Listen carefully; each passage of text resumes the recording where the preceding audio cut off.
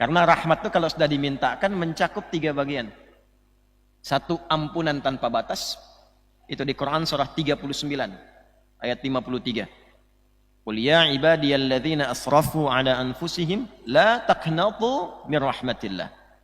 Ya Muhammad SAW, viralkan kepada semua hambaku yang merasa berbuat banyak dosa. Jangan putus asa dari rahmat Allah.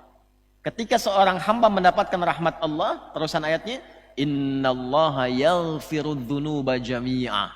Ketika engkau mendapatkan rahmatku, kata Allah, aku ampuni semua dosa-dosa yang pernah engkau kerjakan dalam hidupmu. Tak peduli berapapun jumlahnya. Kedua, rahmat itu semua solusi dari seluruh kegelisahan yang dirasakan dalam hidup. Takut tuh macam motifnya beragam. Ya, motifnya beragam. Takut berkurang harta. Ya. Takut lapar. Takut nggak ada sarapan habis kajian. Ya. Nanti ada ayatnya takut lapar tuh. Ya. Nah, takut apa lagi? Sakit. Khawatir nanti hasil kerja keras diambil orang. Ya, ada yang wafat. Itu di Al-Baqarah ayat 155. Wala nabluwannakum bisyai'in minal khauf wal ju' wa naqsim minal amwal wal anfus wath thamarat. Khusus wath thamarat itu diterjemahkan diartikan buah-buahan. Saya agak kurang setuju itu. Ya. Kalau buah-buahan berarti yang diuji tukang buah saja. Tukang sayur tidak. Hah? Tukang baju tidak, ya. Samarat di situ mengartikannya pakai kinayah di balaghah. Anda kalau nanam pohon, ya, benihnya dulu kan? Benihnya dirawat, tumbuh ke atas sampai berbuah, kan ada masa ya sampai dia berbuah. Begitu mau berbuah dipanen besoknya, mau panen mangga besok, malamnya diambil orang. Anda yang kerja keras nyusun proposal, bikin studi, begitu tender, proyek yang harusnya punya Anda diambil orang. Itulah wathamarat artinya.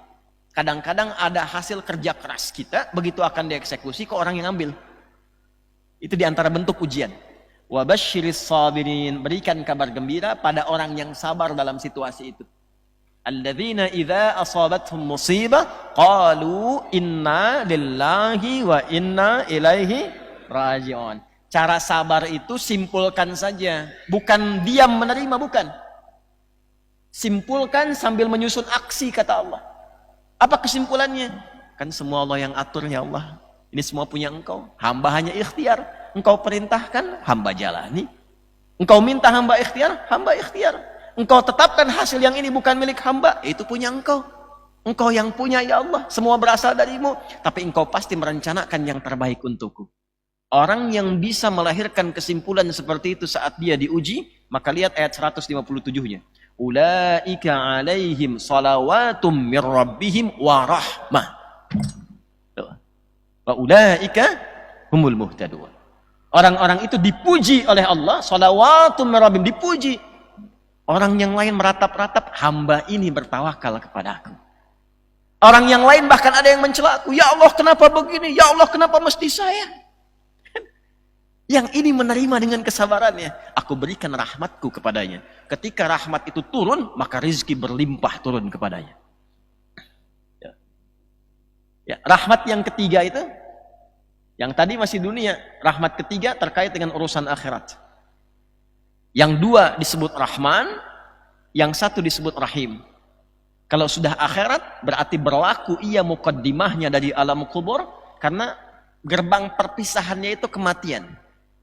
Di saat seseorang mengalami sakaratul maut, ditampakkanlah kemudian hasil amal solehnya, plus gambaran surga yang akan ia tinggali. Jadi kita ini sekarang ikut kajian rutin, tadi disebutkan banyak kajian-kajiannya itu, rutin kita lakukan karena Allah. Ya, bukan karena siapa ustadznya si fulan. Allah melalui Rasul perintahkan, saya datang untuk mengharap rahmat Allah, ridha Allah. Rutin kita lakukan, rutin kita jamaah. Itu begitu akan wafat ditampakkan. Karena engkau kerjakan amal ini untukku, aku ridha dengan itu. Dan aku pun berikan kepadamu hal yang engkau akan ridha dengan itu. Ya.